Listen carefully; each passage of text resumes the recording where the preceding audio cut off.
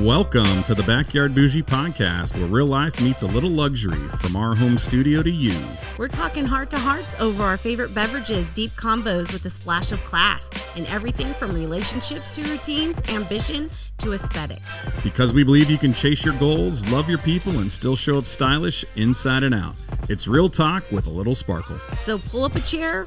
Whether you're in sweats or stilettos, this is your space to breathe, laugh, grow, and keep it bougie in the most beautiful way. Let's get into it. This is the Backyard Bougie podcast. Quick heads up, the views and opinions shared on this podcast are solely those of the hosts and guests and do not represent the views of any employers, institutions, or organizations we're affiliated with. This podcast is for entertainment and inspirational purposes only and does not constitute legal, medical, mental health, financial, or professional advice of any kind. The content provided on the Backyard Bougie podcast is intended for general information purposes only. Listeners are encouraged to consult with appropriate licensed professionals before making any decisions based on the content shared. Neither the hosts nor the podcast shall be held liable for any losses, consequences, damages arising from the use of this information. Before we dive in, we like to take a moment each episode to set an intention. So wherever you are, in the car, on a walk, or winding down at home, pause for just a second. What do you need from this space today? Maybe a breakthrough, a laugh, a little reminder of who you are? Whatever it is, hold it close and let this time pour into you. Now grab your favorite drink, your journal, or that last slice of lemon cake, because today's episode is about to bless your whole vibe. Let's jump in.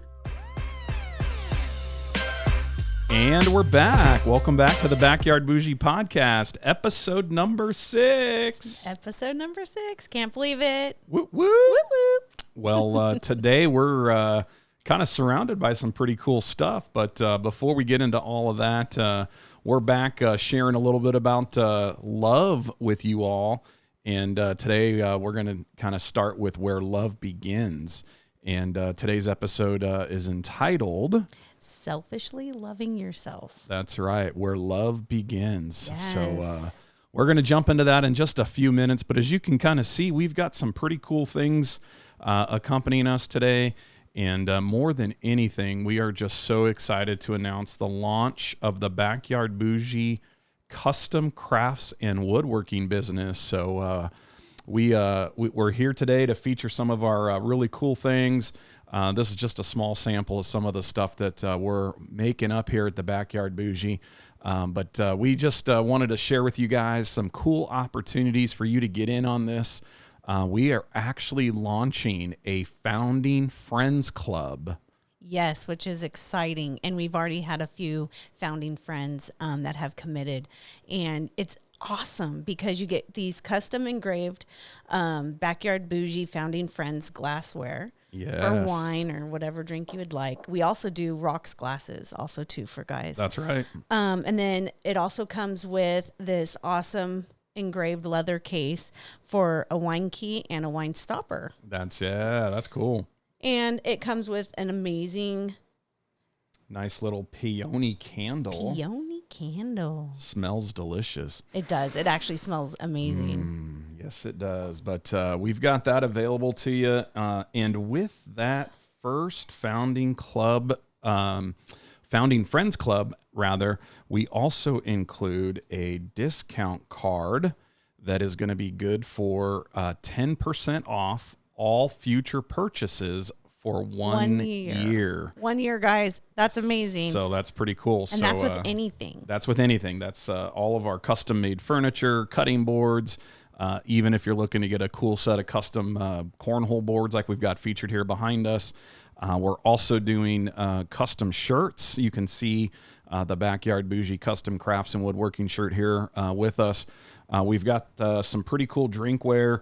You guys know all of the water bottles and coffee cups out there. This one is featuring for a wine koozie because you all know you need to keep your wine cool by the pool. So this is kind of cool stuff.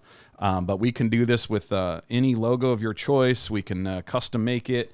You can send us your logo, or you can work with us on designing your own cool logo or saying or feature.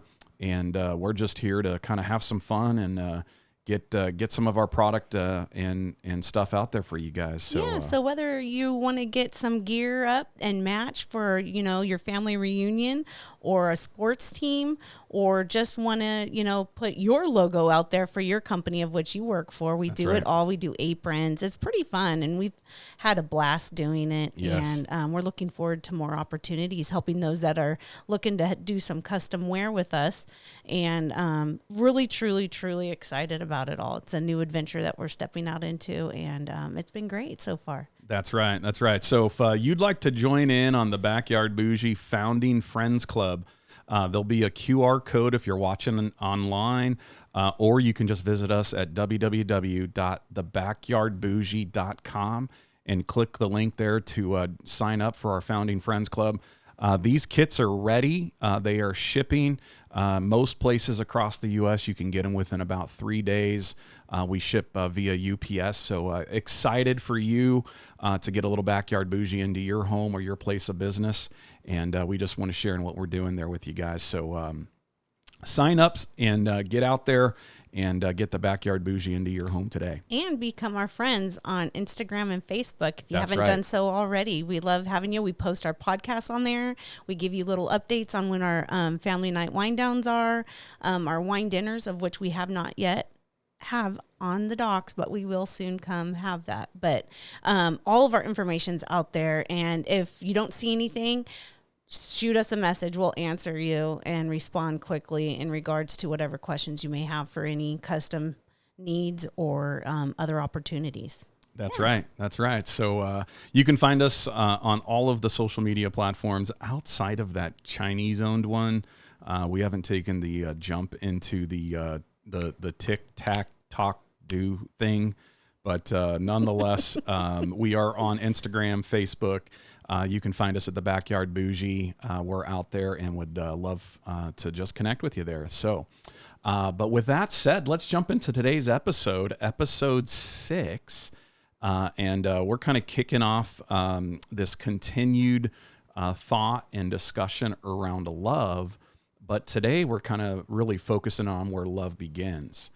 And we've kind of thought about this in the terms where when you think about love, it's really difficult to love others if you don't first love yourself. Yeah, it's kind of like forgiveness. That's right. Like if it's so easy at times to forgive others as a child, but then as you grow, those feelings still are a part of you and how you respond. But through more difficult conversations, life experiences, we have found ourselves, we got to forgive ourselves first for the hiccup and the mistake of whatever that looks like. But also it's so important to love yourself because that's part of love, forgiving yourself as you forgive others and loving yourself like you want others to love you. Yeah. Yeah. And it really truly does begin there, folks.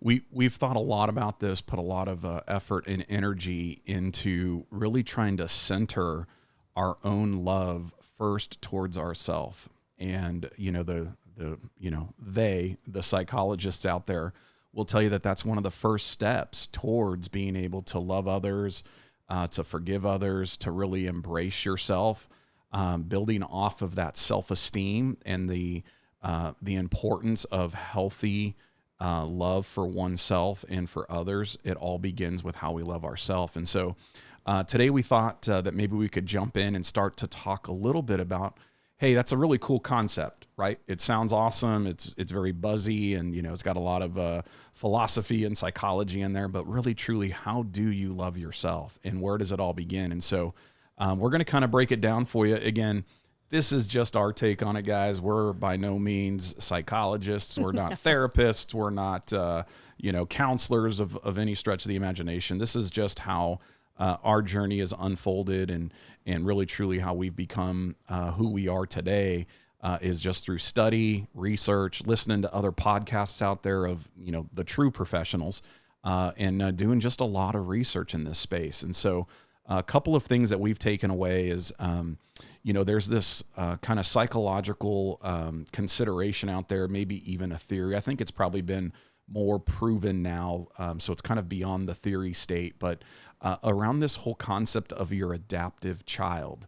And I think probably the psychologist who started to talk about this the first was Terrence Real. And he has created relational life therapy. If you want to do any research on him, I think he's been doing marriage and family therapy for like 40 plus years.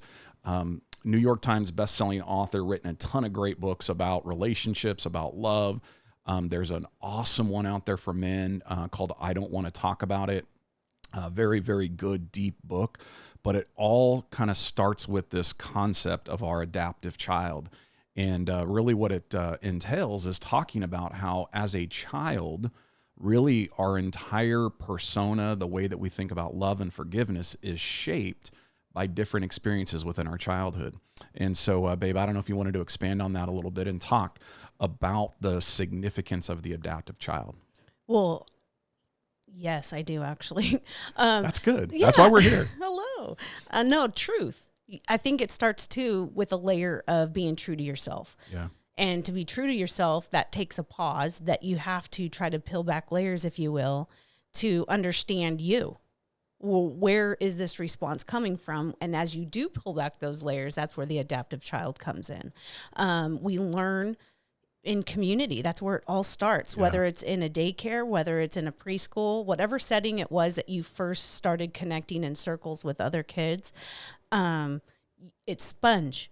You're watching other people color. You're watching other people, learn their numbers and their letters, and it's all communal. That's and right. So even in those home environments and friend environments of which you have no control as your, adaptive child, your younger year, if you will, we're talking about like infant, toddler, young adolescent age is what we're talking about. Yeah. Where, that kind of like molds you into your senses of right and wrong. It's hot or cold, look both ways, all those things that are constantly ingrained in you.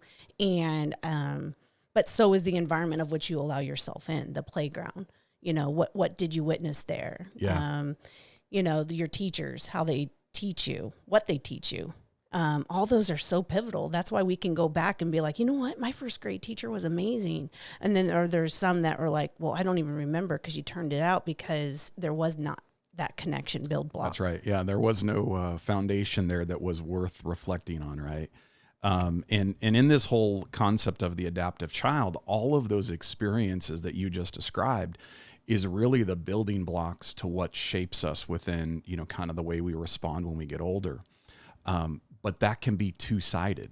And really in that adaptive child phase of our lives, we can have really good positive experiences, or we can also have really negative, impactful experiences that then will manifest themselves in the way that we respond, the way that we either do or don't love ourselves, the way we think about ourselves. And those are, oftentimes referred to as like the little T traumas in our childhood and in our upbringing. But as part of that, it starts to really shape who we are. Sometimes it'll garden our heart, meaning it'll plant some seeds. Sometimes it will harden our heart and put this invisible fence and layer around our heart.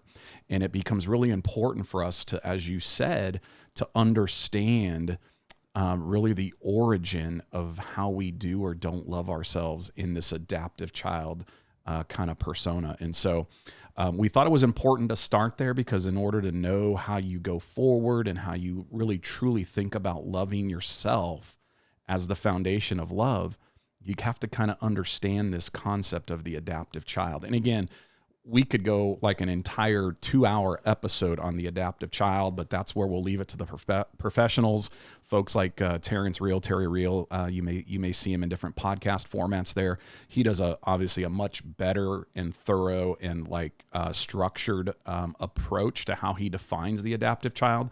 But in general, you have to think about your experiences growing up and how they shape you now.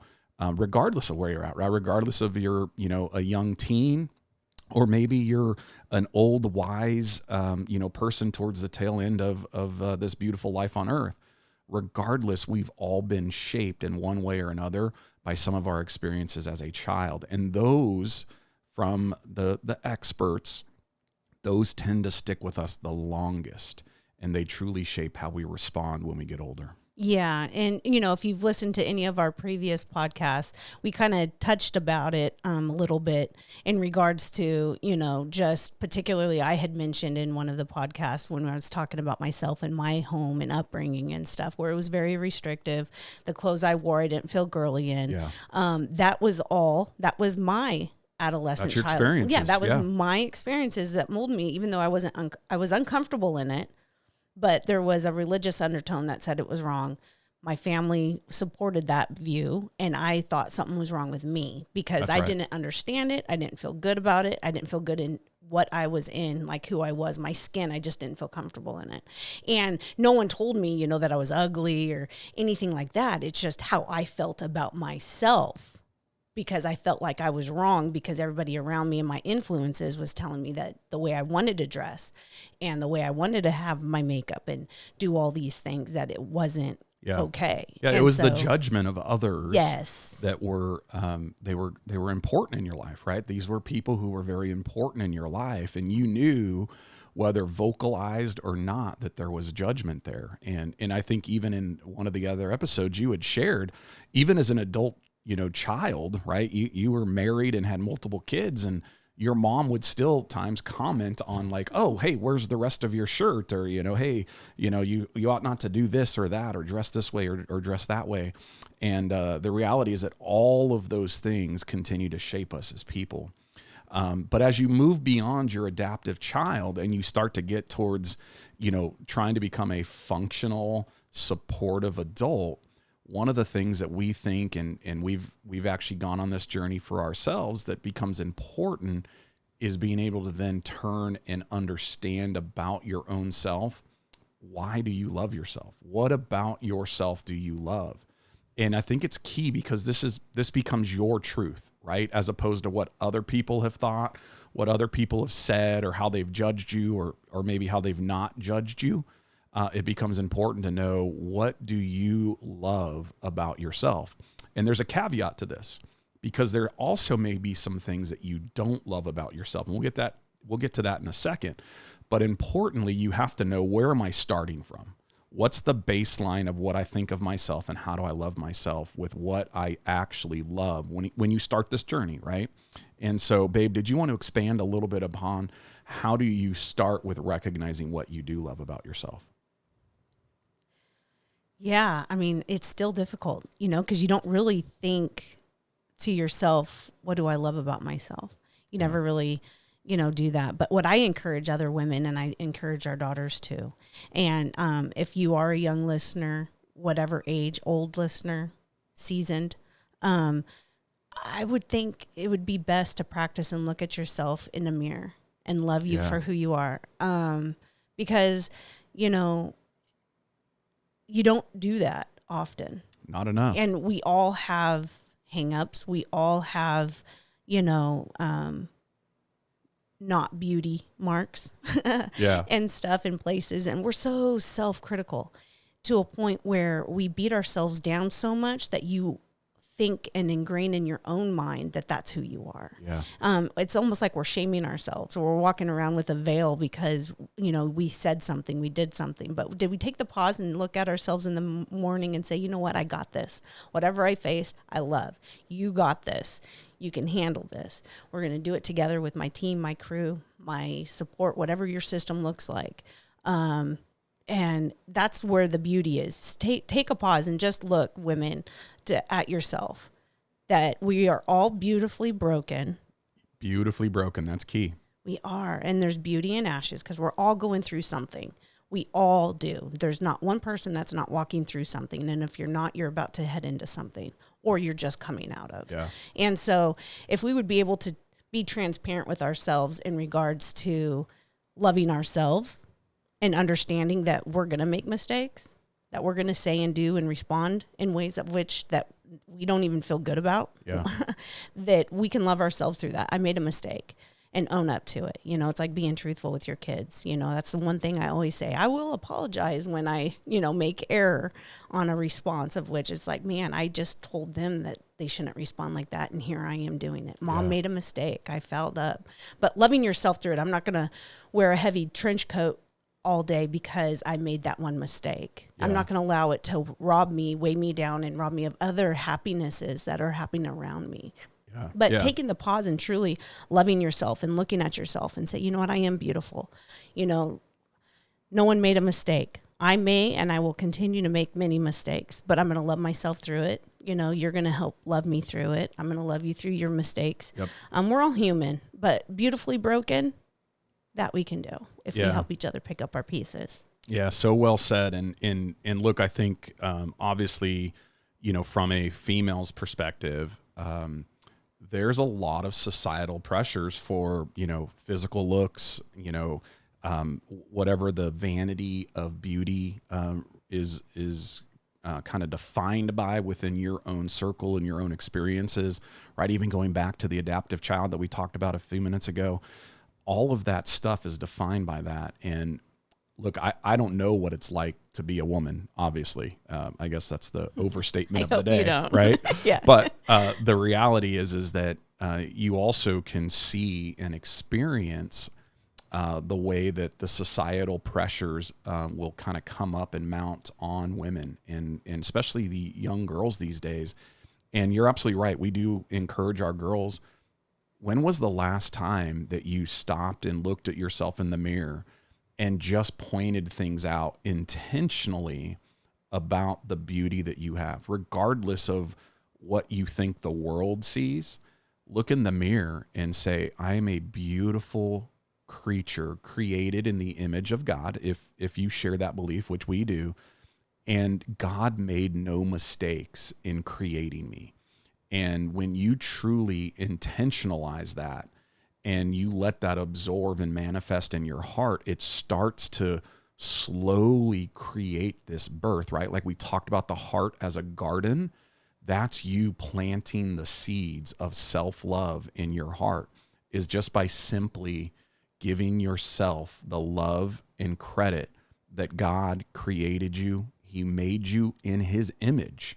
And look, I don't think God is ugly. I don't think God has made any mistakes in himself. And when he creates each and every one of us as human beings, he creates us in his image. And therefore, by that alone, we are already perfected in his image. So a great place to start. Look, I would say for us guys, when I think about the start of how we self-love, it really truly comes back to a very similar thing. But obviously for us guys, it's, you know, the physical beauty, the vanity of that all. It's not the same pressures that we have as guys. I get it's out there in different circles and different environments. You know, now all of the, you know, reality TV shows of all of these guys on, you know, islands and, you know, in different, you know, mansions across the, you know, U.S. and the world. We know that there's a lot of male image out there that can create pressures. But I think the reality for us as men, especially young men growing up, is we have to recognize within ourselves the opportunity to be vulnerable and to expose some of the challenges that, hey, we may be afraid of failure. Maybe we're afraid of, you know, not being a good provider. You know, sometimes men are defined by and allowed to be conformed to this image that says, oh, I have to go out and, you know, have a high paying job, and I have to go out and make sure that I can, you know, give my wife and kids everything that they want, or, you know, everything that I didn't have as a child growing up. I want to give all of that to my kids. And I think the reality is that when we start to garden in our heart for love, it starts with us recognizing that I don't have to be all of that. I don't have to be all things to all people. What I have to be is I have to be myself to me first.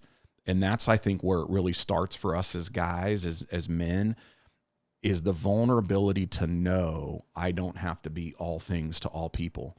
And then we can start down this journey of how do we continue to, you know, kind of till the garden of our heart, add the fertilizer, you know, add the nutrients to our heart that's going to allow us that opportunity to really love ourselves, so in turn we can love others. Yeah, rip out the false, you know, grass. That's right. Because you can lay those same layers, but not be true to yourself. just of what you've heard, and you don't believe it, but you feel as though that's the truth. So that's why we say it's so important to find your truth. And where does it start? And discover who you are so you can show up to be who you are. Because I think there's a lot of people that don't know who they are. Oh, yeah. Truly. Yeah, identity is a crisis in our world. Yeah, you're like, you show up at a family function, you're one way. You show up at work, you're another way. When you show up at home, you're one way. When you're set with this friends, you're this way. And when you're, and so you slowly just forget who you are. That's right. Yeah. And not whose you are. That's right. And, discovering that for yourself, because, it's so important. It's so important to love yourself through those, and being transparent with yourself, because you don't want to lay fake grass. No, you can't. And honestly, too, in the big picture, what comes down to this, like societal expectation around really all of us, men and women, the reality is that when we get caught up in that, when we get lost in that, one of the first things that goes is our love for oneself, right? We lose self-love because we're trying to, what is the, living up to the Joneses or keeping up with the Joneses, living up to the societal pressures of, being all things to all people. And in all of that, you lose your own personal identity. And in your lost identity, how do you love someone who you don't even know, especially when it's you, when it's yourself and you don't know truly who you are? How can you love yourself? Right. Yeah, absolutely. That's where it all starts, and that's a good foundation. So, it's beautiful because you start feeling though everybody in every circle is rejecting you, but you're also rejecting yourself if you're not truthful with yourself, which you don't realize how tender you are until you start taking off, the trench coat and the heavy weight of your mistakes or your past or whatever, and not loving yourself through all that to make it a learning, right? Because we all learn by our mistakes. Yeah. If we never made a mistake, we wouldn't need each other, nor would we need any higher being like Christ. And I think that that's the most pivotal part, is knowing that we can't do it ourselves. But we can start by loving ourselves and having that shine our light for others to see. So then that way we can share the love that we have for ourselves to love others. That's because, right. You're walking around with all this pain, hurt people. That's right. Hurt people. Very well said. And the last thing I'll say about this, and the vulnerability from men, and the reason why I think it's so important is because as a man, if we are not vulnerable and allow the kind of guard to be let down over our heart, we truly then can't allow others in, including ourselves. And we don't want the shallowness of a, meaningless relationship. I see so many men just aimlessly going through life. And it's such a tragedy to watch men just aimlessly going through their life. They're keeping up with the Joneses. They're, working ridiculous hours in a week. They're trying to find themselves. That's my opinion. I'm not here to... We didn't take a poll. I didn't take a poll. I didn't do a big social study, nothing of that nature.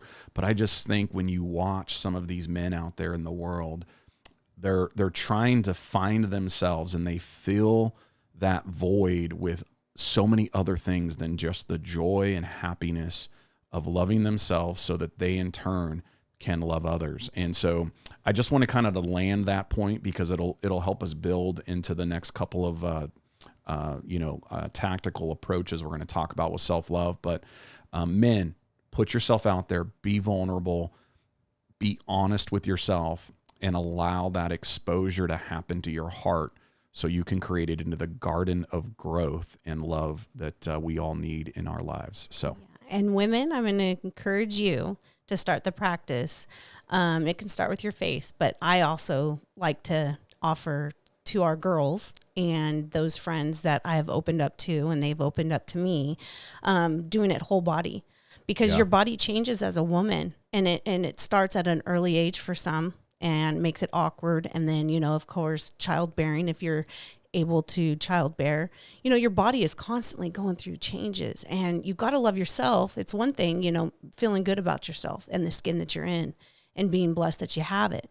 But yeah, practice loving yourself. Start with your face, whatever you feel comfortable with. and be genuine. Start picking out features. Oh, I really love my eyes, or I like my smile when I do that. I didn't know my face did that. Take a pause and truly pull back the layers to understand who you are and love you for where you're at, and for you, because women compare too. Women always compares, whether it's cooking, the house, their kids, everything is a almost like a mandated requirement to compare. And, I have this saying, because it's just like, I don't want people to come over and look at my house being in chaos or put in order. I'm not coming over. I don't want them to come over to look at what I have. I want them to come over and visit me. That's right. Because, you may come in beautiful chaos. You may come in crazy chaos at times. But either season, it's life. And we have this heavy thing on us that we have to have everything in order. And if we don't, then it doesn't look perfect in the eyes of those around us. And really, if you're showing up to your friend's house trying to take inventory on what is clean and dusted and vacuumed and in order, that's sad, because you're robbing yourself of a beautiful friendship because ourselves aren't in order. That's right. Yep. We have a chaos going on all the time, but we got to love each other through the beautiful chaos. So women, stop comparing yourself. Just be you. Love you. Everybody's life is different. Everybody's kids learn and do. Some are athletics, some are bookies, some don't even want to read a book. I mean, they're all different, but that's what makes us unique. That's right. We all have a unique fingerprint. So women, love yourself, start practicing looking in the mirror, and start with your face, and then work out the whole body part, because it's important. You don't want to reject any part of yourself, because it's all about you. You're every part. And it's beautiful if you allow it. That's awesome. That's awesome. Well, next, let's kind of transition into a little bit of now some of the tangible kind of real practical things that you can do to love yourself. And so we thought that we'd kind of start with just a couple of like quick hitting things that we've come to enjoy and really kind of rely on in our pursuit of self-love. And, I was going to share a couple quick, I'll share my three, and then you can share three for yourself. But there's three cool things that we like to, kind of do, or that, me specifically, as we talk about self-love, that I like to do. And the first one is really just creating my time, right? Allowing for me time, where, whether that's, reading a book, whether that's, listening to a podcast, whether that's, me going and, doing a project in the garage and, building, different crafts and woodworking, and just creating that space for me. And that's really important, I think, in healthy. It allows me to focus on myself and kind of refuel. Now, that's not permission to escape either, men. Like, it's not like, oh, hey, I'm going to, go and, spend 4 hours on the golf course and then, spend another 4 hours on the 19th hole and, just escape reality. That's not the intention there. What it's designed to do is to create some small protected times for ourselves to be able to kind of find that rejuvenation period for us as men, whatever that is. Find something that you like to do, whatever it is. Just don't make it like social media, where you sit there for hours on end just scrolling through social media and, calling it your me time. There's nothing me about social media. In fact, it's probably counterproductive to me time by seeing everybody else's life in motion and trying to focus on yourself. So that's the first one. Create some space for yourself, create some me time. The second one that I really like and I really enjoy is just doing something within the health element that makes me one step closer to like a healthy life. And look, y'all can tell I'm not like the most healthy person out there, but there's times where like I'll make decisions. Like right now, we've been on a journey of doing the ketogenic diet, and I've personally lost over 50 pounds in the last 9 months doing this. But I'm not doing just the keto diet and, doing, this and this and this and this. I'm just doing one thing that I know I can do consistently and constant. And look, maybe there's people out there that, you guys are rock stars and you can be on a diet, you can be on a budget, you can be on a workout routine, you can be on a meditation routine. You can do all things and manage them all at the same time. That's awesome. You're a rock star. I'm not quite a rock star yet, but I just like to make one thing that I'm doing that's about my own personal health. And what does that journey look like? And how do I make sure that I'm always doing something that's focusing on my personal health? And, you know, I'll listen to health podcasts, right? I don't listen to them every day, but I'll listen to, you know, 1 or 2 a week and gain knowledge about health and how I can make, you know, my health a priority, regardless of what that is. You know, we also happen to have like a sauna and a cold plunge at the house. And that's another thing that I'll do to dedicate time to my own personal, you know, well-being as I think about how do I self-love. I got to take care of this temple, and I got to respect the temple. And the way that I do that is always having at least something, 1 thing, 2 things, whatever your kind of limit is, to make sure that you're constantly taking care of yourself and looking out for your own well-being. And then just the last thing that I think is really important, and that is finding a way to truly give back. For me, again, this is Mike's perspective, but I really enjoy just investing and giving back in others. It makes you feel really complete and whole. At least it does for me, in a way that when, you know, and I think many of you know out there that I happen to coach baseball. And, you know, when I say coach baseball, you know, many folks will be like, oh, you know, you coach a little league team, or you coach a recreational team. Well, we actually run a baseball organization. And when I'm talking about, you know, coaching baseball, I'm talking about multiple hundreds of kids that are in our program that we give back to. And every one of those kids I get to know. I try to build relationship with. I try to help them grow through the game of baseball. I try to use intentionality behind the game. But that's my way of giving back. And there's such fulfillment in that for me personally, that when I walk away from those environments, and yes, sometimes it's exhausting. Sometimes, you know, you're putting in, you know, multiple hours. You'll get to the field at 6:00 at night. You won't get home until 9:00 at night. That's exhausting. That's adding to an already long day. But when you start to see some of the updates from kids that are, you know, sending you a message, and they're celebrating, you know, milestones in their life and journeys. And, you know, I've been doing this long enough now that I've got kids that are getting, you know, married and having kids of their own, and they're sharing in that, and they're talking about that. It's really fulfilling, and it helps me to love and appreciate myself. And it gives you those constant reminders throughout my life and throughout my journey that I am having an impact.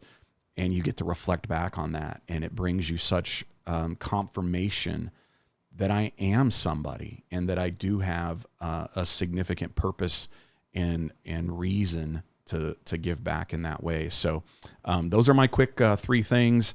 Want to make sure I'm creating some me time. Want to make sure I'm always doing something that's focused on my health and well-being. And then the third one is making sure that I'm trying to give back in some way to the community that I live in. So, babe, what are the 3 tangible things that you like to do? Wow, I have to follow up with that. Well, oh my know, gosh, that's why I went first, because you know. Oh, that was good. You know, I know. For me, I like me time. I think that's the importance of my runs. And it's been difficult because of the season of which it is. And we've had a lot of fires and a lot of wildlife come in. So I really love when I can run Nothing outdoors. like being chased by a turkey running down the road, right? That was creepy. Lots of fun stories. But again, me time would be actually removing myself from any environment that is going to require me to be mom. So I have to get out, because I will be found, whether I'm in the garage, you know, doing the elliptical, or if I'm in the sauna, I will be found. And so, but those are important too. Those are me times as well. We'll take the pause wherever we can get it, if I can't go, depending upon the weather and whatnot. But for me time, it would be getting out and doing a trail by my, you know, with my friends, or running our community. Yeah. That would be a number 1, is that I enjoy that. Second would be, you know, I think it's a healthfulness. I think I find myself cleaning.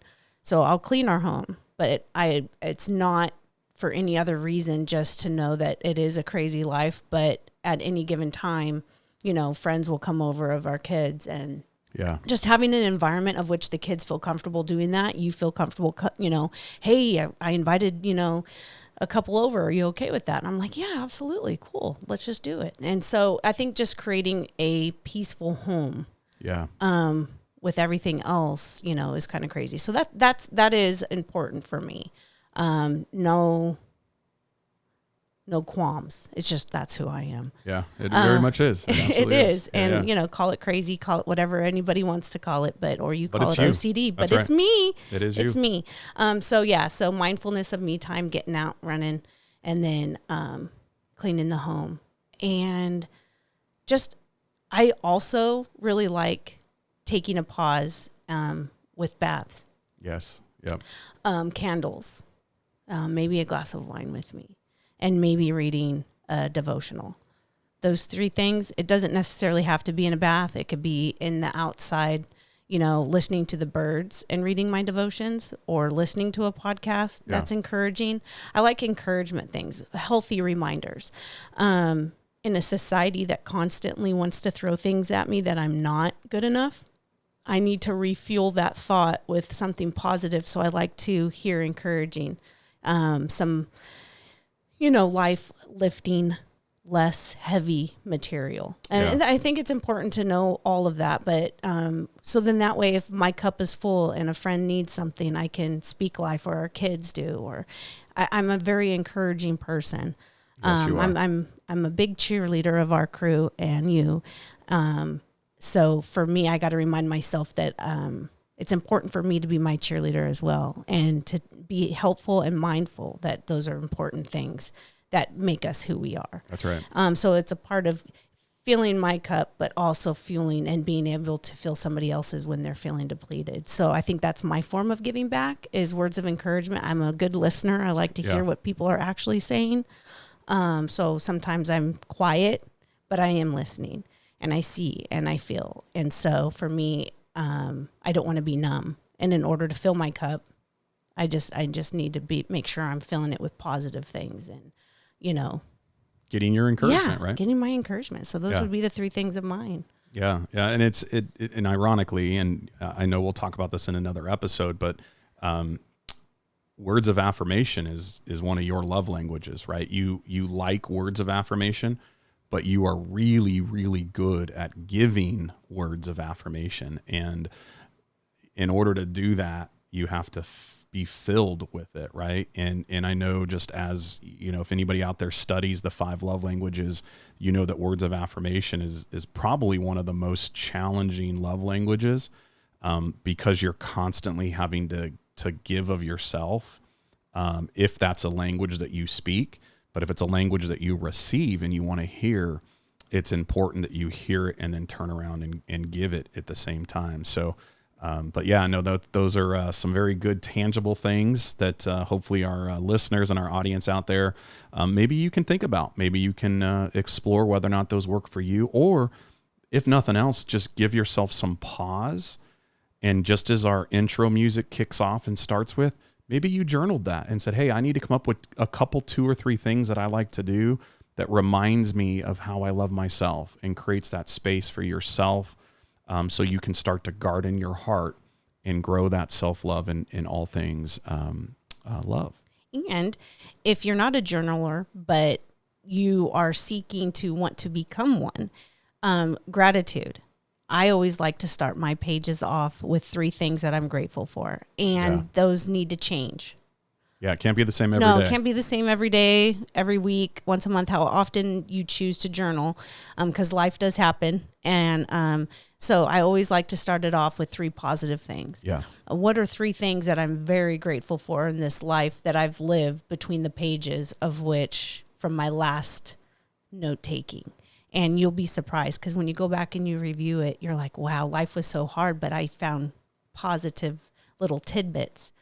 That's right. Morsels of chocolate. Morsels of chocolate in the bag. trail mix bag. Mm-hmm. Yeah. So start off if you're, wanting to journal 3 things of gratitude of which you're grateful for. And it can be anything.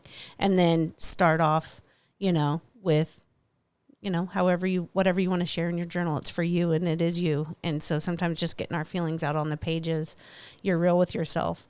and you go back and you reflect and you're like, man, I survived that stuff. That's right. That's right. I'm I lived to tell the badass. story. Exactly. That's exactly. right. That's right. Well, look, folks, we're going to challenge you all to think about a routine of self-love. What does that look like for you? Reflect back on those things potentially in your adaptive child that maybe shaped you. Take a little inventory, right? Think about what is it that your love garden, your heart, what's in there? Is it full of weeds? Is it surrounded by a big brick fence that needs to be chiseled away? What's in that garden of love that maybe you need to take a little inventory on? Maybe your garden of love is flourishing and it's producing great fruit. Or it's a comparison. Or maybe you're comparing and to somebody else. You're not your mother. That's right. You're not your mother. You're not your father. No. Right. And so I think identifying that too, healthfully, is knowing, because the pressures generationally, is out there too. And it's like, well, my grandmother did that. My mom did that. So I guess I'm going to do it. Well, you don't have to. That's right. And that's the beauty of it, because you could be that pivotal turn in life that realizes, okay, they may have done that, but that's not me. And so I'm going to make the choice to be more who I am and not. That's whatever that looks like. And there's freedom whatever in that. it is. Oh, that's yeah. Freedom. Oh, yeah. So tidbit. That's right. But take inventory, folks. Yeah. Find some things that allow you some space to focus on self-love. We shared some of our examples and some of the things we do. Protect that time. Make sure it's there for you. And again, don't make it about a task list, and allow some space and some grace for when it doesn't happen, because it's gonna not happen sometimes. There's gonna be some days where you're just like, oh, I'm gonna plan to take a bath tonight, and stuff happens, right? The sheep get out, or the donkey is eat on and needs something. You never know. You never know. And that we actually have a donkey, so don't think she's referring to me as a donkey, folks. No. But and then just the last thing as we wind down this episode, when you think about self-love, after you've kind of done some inventory, after you've created some routines that allow you to self-love, make sure that self-love is now a propellant to you loving others. Get out there and use the fact that you are comfortable and confident in yourself. You love yourself. You know that you have been made in the image of God, and then subsequently love others. We need, especially in our world right now, we just need to love people. And the divisiveness, the differences that are out there, and you guys know, and if you've listened to any of our previous episodes and even some of this episode, you know that we define ourselves as Christ followers. And one of the most powerful teachings within the Bible talks about how Christ followers would be known to others. And the scripture says that we would be known by our love. And when someone comes to me and says, man, you're just such a happy person, you're an amazing guy, like you do all these things, they say the same thing about Christy, and oh, you have such a great home, and your kids are phenomenal, and they're asking us, like, what's the secret? What's the secret sauce? What's the recipe? The recipe is love. The absolute recipe is love. And we want to be known by our love. It doesn't mean we get it right? Mm-hmm. Sometimes we mess up. I get angry at people. I get frustrated at people. But that's love too, babe. But it is love. That is true. That's love. I'm angry and I'm frustrated because I love, right? Because I'm disappointed, or I've been hurt, right? And those things are important. But challenge yourself in your journey to grow in your self-love. Use that as a catalyst, as a propellant to then go out and love others and make the world a better place because you first loved yourself. Absolutely. And hold your head up high while you're doing it. That's right. Because, love is addictive in healthy increments of what love is. There's a confusion in society of what love truly is. That's but right. When you truly discover what it is, why starting with yourself first and forgiving yourself and being truthful with yourself and loving yourself through the mistakes. Yeah. And knowing that you're forgiven. And if you can forgive a friend, and you can forgive your spouse, and you can forgive your kids of doing things, why can't you stop and forgive yourself for whatever it is that you got hung up on? Very or well with? said. That's right. And so it starts with us, and it's just a healthy practice to understand that we are going to make mistakes, but loving us through those mistakes, just like he does. Yep. You know, we ask for forgiveness through our kids, through our friends, whoever we may or may not have hurt. Even if it's just a response to, those are important too, body language. So just a healthy practice. Love yourself first. That's right. So then that way you can love others. Because if you don't love yourself or forgive yourself, it's hard to do that and pass that on to others. But you can do it. It's a practice. That's right. It is possible, and folks. It is freeing. That's right. Yeah. If for nothing else, the two of us have started on the journey of self-love. We're not perfect. We're still working on it. It's a daily, weekly, monthly, yearly practice that you have to do. You have to constantly stay on top of it. But it is possible. If we can do it, we're confident you guys can do it. You can do it as well. That's right. That's right. Well, folks, with that said, we really, truly appreciate you tuning in. Again, we are kicking off the Founding Friends Club. If you are interested in that, you can find the link in description. There'll be a QR code, the website across the screen if you're watching online. Or if you're just listening on your favorite podcast provider, you can visit us at www.thebackyardbougie.com. You can find all of the information there on joining our Founding Friends Club. We'd love to have you. We'd love to get the Backyard Bougie into your home and start to kick off our journey together. So thank you as always for listening and subscribing. Hit that like and subscribe button on YouTube. Please, if you're listening on a podcast provider, we'd love it if you could just capture a review for us. It helps us, one, be honest and transparent in your reviews, but also, two, it just helps us get the word out to others listening and looking for encouragement in their lives. So as we like to say around here at the Backyard Bougie, stay bougie and stay real. Bye-bye. Bye.